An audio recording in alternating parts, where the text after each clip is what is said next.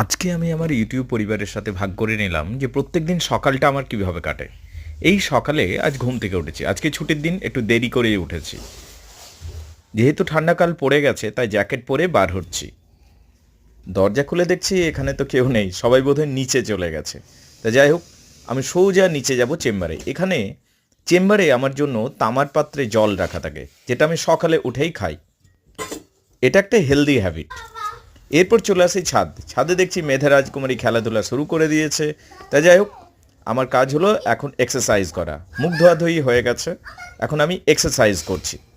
Exercise কিছুক্ষণ করার পর নিম গাছ রয়েছে আমাদের সামনে, সেখান থেকে কিছু নিম পাতা খেতে হয়। এতক্ষণ যে এক্সারসাইজ করলাম সেটা ছিল যোগা। এবার ফিজিক্যাল এক্সারসাইজের মধ্যে লাঠি ঘোরানো হ্যাঁ, আমি দেখছি, ও চলো। মার্শাল আর্ট বাহ, কিছুক্ষণ কি প্র্যাকটিস সুন্দর করে লাঠি নিই। ঘোরাচ্ছ। এখানে আবার মেধাও প্র্যাকটিস করতে শুরু করেছে আমার সাথে। এক্সারসাইজ শেষ, খাওয়া দাওয়া শুরু করলাম। দারুণ হয়েছে পরোটাটা।